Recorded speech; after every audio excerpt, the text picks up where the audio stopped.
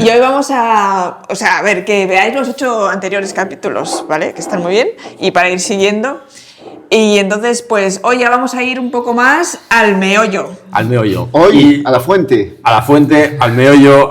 ¿Qué es el meollo? ¿No? Porque en el texto del padre de San Juan Pablo II habla de, vamos al meollo, no es palabra nuestra, es de palabra de San Juan Pablo II. Pero ¿qué es el meollo? Esto lo vemos. El otro día lo busqué. Sí, el meollo de la teología del cuerpo os lo explicamos luego. Pero ahora mismo el meollo, ¿qué es el meollo? Pues el meollo es el centro, la médula, ¿no? Etimológicamente viene de médula y tiene que ver aquí con desde lo cual todo crece, ¿no? El núcleo. El núcleo. Y por eso hemos traído el núcleo. ¿Qué es esto? ¿Qué es esto? ¿Qué es? ¿Qué es? Una semilla de aguacate, un poco grande la semilla, también te digo. Un semillón. Pero esto es el núcleo. Si tú esto lo entierras y lo cuidas, desde aquí nace todo lo demás. Y de aquí seguramente saldrá un... Aguacate. Y el árbol del aguacate se llama... Aguacate. Palta. ¿Sí? Vale, pues el árbol del aguacate. Y a partir de ahí, y eso es lo que queremos un poco empezar hoy a entrar en este meollo, en la profundidad misma de lo que es la teología del cuerpo, para a partir de ahí ir, bueno, pues naciendo, creciendo ese tronco y viendo diferentes frutos concreciones en nuestra vida concreta. Así que, vamos al meollo. Dale.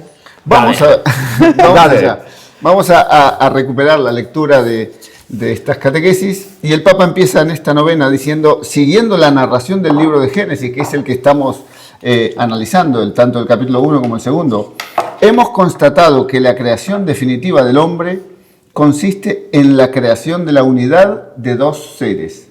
La creación llega a su plenitud en la creación de la unidad de dos seres. Y dice, su unidad denota sobre todo la identidad de la naturaleza humana.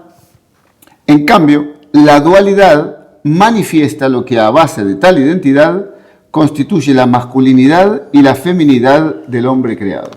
De alguna manera aquí tenemos una síntesis de aquello que hemos estado reflexionando y hemos estado viendo, ¿no? Cómo la creación se completa con la mujer, precisamente, con esa mujer que viene a suponer la salida de la soledad de Adán, ¿no? Esa varona. La varona. Sí, o sea, vemos que hay una unidad y una dualidad, vemos ambas cosas, ¿no? Y cómo... o sea, esto es muy importante porque hay algo en lo que somos iguales y algo en lo que somos distintos, y eso va a tener sus consecuencias, ¿no? en el meollo. Y también, bueno, pues yo voy a insistir, ¿no? Que va todo el capítulo 1 y 2, bueno, como una línea ascendente de tensión hasta esa culminación, ¿no? Que es la creación de la mujer, que hará que tanto varón y mujer, varón y varona, salgan de esa soledad originaria que ya habíamos hablado, ¿no? Que habíamos dicho, eran esas manifestaciones de ese hombre originario, la soledad, y estábamos reflexionando en esta unidad, ¿no? En esta unidad también originaria que se manifiesta en esta masculinidad y feminidad. Y que nos permite esta unidad originaria, soledad originaria, unidad originaria. Dos soledades.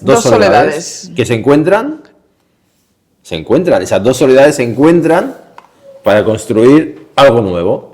Algo nuevo, que es de dos soledades pasamos a una unidad, ¿no? Originaria. ¿Qué es lo que permite esta unidad? Que haya esta unidad, o sea, esta misma naturaleza, ¿no? De ambos, sí. Esta carne de mi carne, huesos de mis huesos, otra como yo, pero que a la vez dice, claro, o sea, es como muy visual todo, ¿no? Porque vamos a hablar mucho también de la visión. Hay una diferencia que permite, ¿no? La masculinidad y la feminidad, que permite que esta unidad se pueda encajar, ¿no? Claro, desde la misma identidad. Desde la misma naturaleza. Por eso Juan Pablo II dice que a través de la masculinidad y la feminidad se expresa como superación del límite de la soledad y al mismo tiempo como afirmación de todo lo que en la soledad es constitutivo del hombre. Es decir, que la misma naturaleza humana, aquello que el hombre mismo es, está llamado a esa unidad, a esa comunión con el otro, ¿no? Por eso Adán sale de su soledad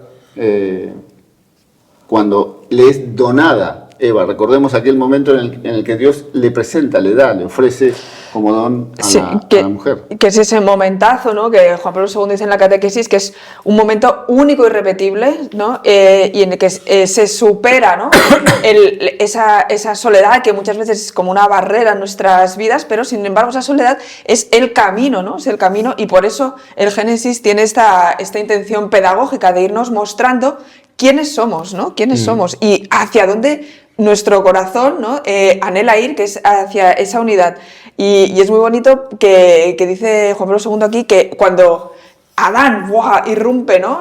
Abre por fin la boca, ¿no? Abre, o sea, habla, oímos por primera vez, la primera voz que se oye del ser humano es de ese Adán varón que dice Juan Pablo II que es como un prototipo del cantar de los cantares, o sea, un canto de amor, o sea, de entrega también, ¿no? O sea, Eva le es entregada, pero es que él a decir eso se rinde, ¿no? También a la mujer, entonces ya está ahí como esa unidad, ¿no? Originaria. También entiende más su propia soledad, también entiende más su propia naturaleza, entiende más que es y aquello que está llamado. Exacto, no eran suficientes los animales, esta animalia no era suficiente, entonces me encuentro con Eva y entonces digo, wow, ahora sí. Claro, se entiende más a sí mismo frente a la mujer, él se comprende quién es, antes no se había comprendido, y también una cosa que va a ir saliendo, o sea, esto es el cuerpo mismo quien le permite, ¿no? Y la mujer se entiende, se comprende Viceversa, durante... O sea, siempre es viceversa, ¿eh? No pensemos aquí en hombre, mujer... No. Siempre todo es... Recíproco, ¿no? La palabra que usa Juan Pablo II es recíproco y... O sea, que está en las antípodas de la confrontación y de la oposición, ¿no? Sino que es siempre al contrario, es como todo va hacia esa unión, al menos entonces, aquí, podemos decir, en el Génesis, ¿no? Luego habrá una pequeña distorsión. Podríamos decir también, entonces, que Eva ve a Adán y se extasía ante él. Pues, sí. Si es recíproco, podríamos... Sí. ¿No? Sí, se sorprende. Yo creo que también ella porque también ella descubre qué significa claro. su feminidad, su soledad. Se queda muda del asombro. Sí. Mejor no hablo, mejor me callo. Mejor no digo lo que veo. Por una vez voy a callar. No, pero, hombre, no deja de ser curioso, ¿no? Que las reacciones son distintas. ¿Por qué? Porque ahí está diversidad también, ¿no? Las reacciones son distintas en el varón y en la mujer. Oye, y vamos al meollo, ¿os parece? ¿Qué es el texto vamos al meollo. Vamos al meollo. De este modo, dice el Papa, nos encontramos casi en el meollo mismo de la realidad antropológica que se llama cuerpo. Un poco lo que veníamos diciendo. Es decir, que el meollo tiene que ver con este cuerpo, ¿no? Con este cuerpo de Eva, con este cuerpo de Adán, con esta corporeidad que no es solamente un cuerpo más entre los cuerpos, no es solamente una realidad más dentro de esa creación que le ha sido dada a él, sino que es un cuerpo que posibilita que él pueda entregarse verdaderamente, con todo su ser, con todo lo que él es. Los animales le eran de algún modo insuficientes. Él descubre que esos animales de algún modo están para él, que están muy bien, que es una belleza infinita, pero que están como para él. Pero resulta que aparece un cuerpo distinto, un cuerpo que expresa... Claro, porque Adán ha estado viendo todos los animales, ha estado viendo toda la creación, incluso les ha puesto nombre. Poner nombre quiere decir que sabe lo que es, ¿no? O sea, que lo conoce y dice, aquí nada. Entonces, cuando ve un cuerpo en el cual hay una persona como él, entonces dice Juan Pablo II que es ese primer descubrimiento de la trascendencia, o sea, algo que me saca de mí, me supera, me lleva más allá, y es el primer descubrimiento de la relación adecuada a la persona, ¿no? Entonces se hace como una apertura y una espera de un... Sí, o sea, este cuerpo, que con palabras de San Juan Pablo II, este cuerpo, que sería este meollo, revela al hombre. No nos quedamos solamente en la parte exterior, sino que desde el cuerpo yo soy revelado. Y soy entendido, y soy autocomprendido. Y ahí es cuando yo realmente estoy No es solamente el cuerpo externo, sino toda la persona que es revelada desde el cuerpo. Exacto. Y además es un cuerpo que manifiesta mucho más plenamente la imagen de Dios. Porque esto es lo que no está en el resto de la creación.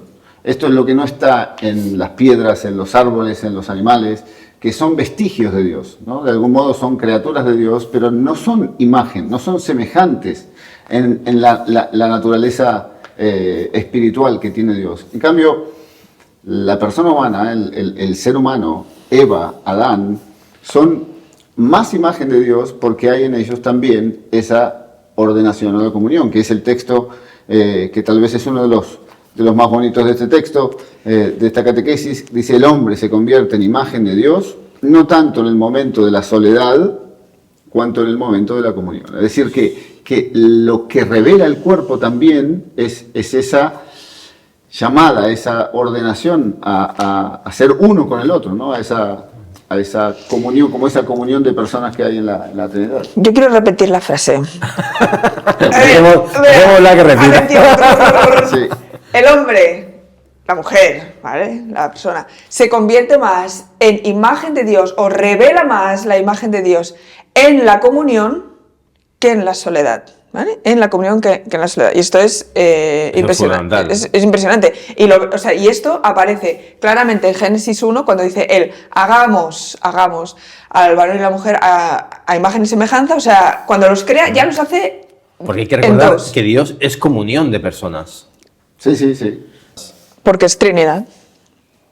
Ahí está, ¿eh? Y no hace al hombre solamente imagen de Dios en cuanto a su naturaleza espiritual, sino que lo hace imagen en cuanto a su Trinidad, en su comunión de personas. Por eso es que esto es lo que decíamos antes, ¿no? Que son varón y mujer iguales en naturaleza, ambos son imagen de Dios y por lo tanto ambos tienen la misma dignidad.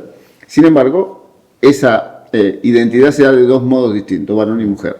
El capítulo 1 del Génesis hace más alusión a esa igualdad de naturaleza, mientras que el 2 nos permite ver esa dualidad. Por eso, si uno dice, varón y mujer, ¿son iguales? Sí, son iguales. ¿Pero cómo? Si somos muy distintos. No, pero es que sí somos distintos. Pero en esa diferencia tenemos la igualdad. Precisamente la dignidad son es la misma. Ambas cosas de un modo sintético, no de un modo de oposición, de lucha, como decías antes, no de confrontación, sino que es una unidad y a la vez una diferencia que manifiesta más plenitud. Y qué bonito que en esa unidad de varón y varona, de hombre y mujer, en esa unidad, en esa comunión, se muestre de la forma más explícita y más clara a Dios. Es impresionante esto, ¿no? O sea, si te pones a pensar, es como, ¿cómo podemos revelar a Dios? O sea, pues uno lo puede hacer, yo qué sé, por sí mismo ya, o sea, ¿no? Porque está huella en nosotros, pero es muy fuerte que desde el principio, en el plan de Dios, diga: si queréis mostrar quién soy yo, y en realidad, o sea, esto es lo que estamos llamados a hacer, se ha de ver la comunión entre personas y más específicamente la comunión varón-mujer. O sea, esto es alucinante. O sea, cuando te pones a pensarlo... Es alucinante además porque también permite entender el sentido para el cual Dios lo ha creado a uno, ¿no? También el meollo tiene que ver con esto, tiene que ver con cuál es el sentido, cuál es el motivo por el cual Dios nos ha querido así.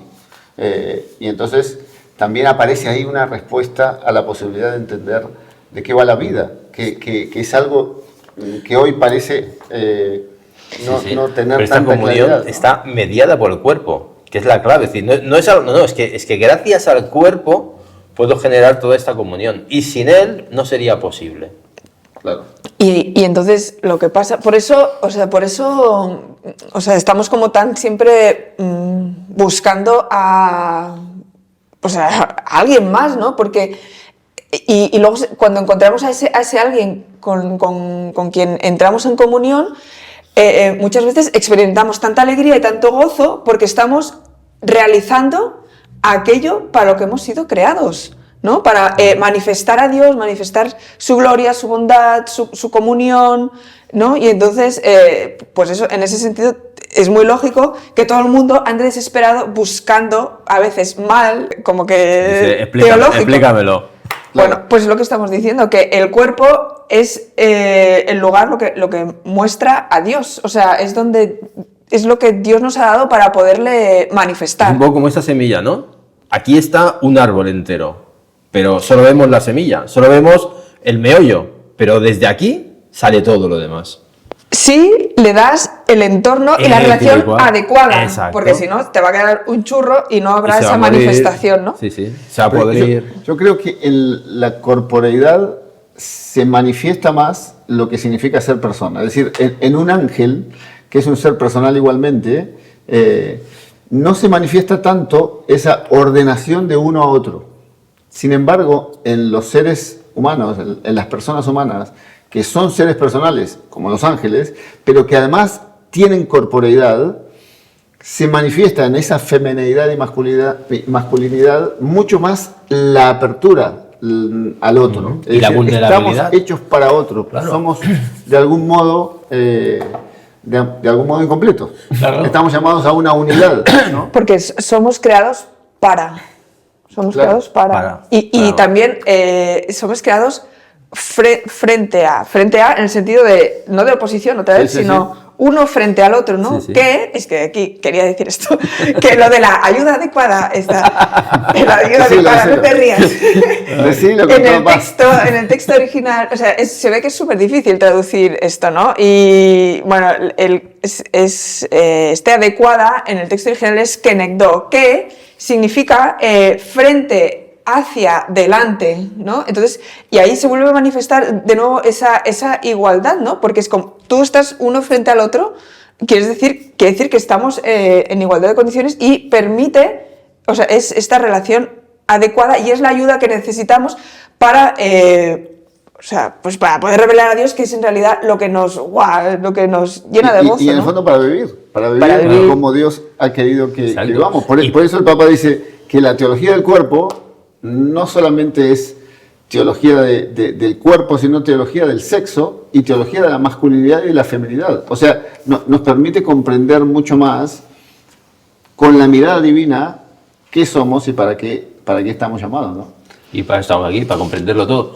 Ten en cuenta también que cuando hablamos de esponsalidad, unión, no es solamente de hombre y mujer esponsal, sino que hay otros tipos de comuniones que no tienen por qué pasar por esa mediación sexuada que se realiza en la relación íntima del hombre y de la mujer No, por supuesto, dentro por del supuesto, por espacio conyugal. Pero fíjate que los modos en los que uno establece relaciones con los amigos, en el ámbito social, también lo hace como varón y como mujer. Exacto. Por eso que hoy es un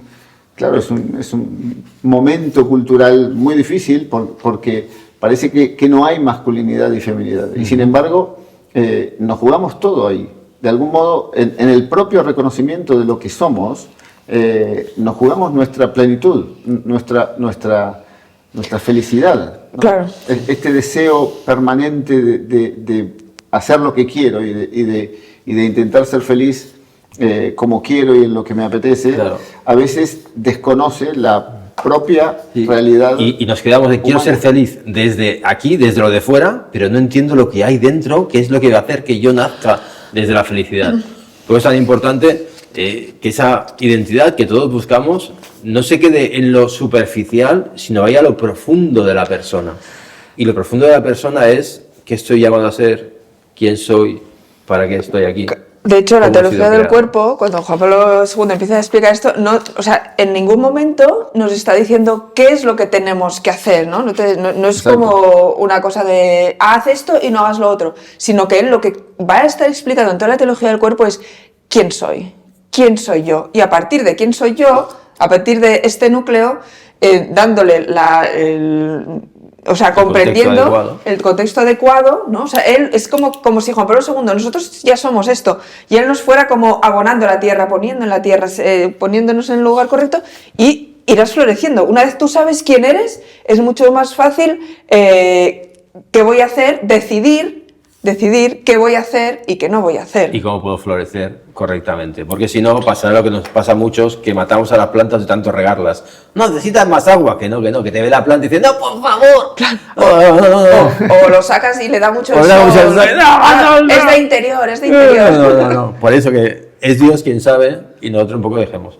Entonces, para culminar ya el día de hoy, el meollo, ¿cuál es?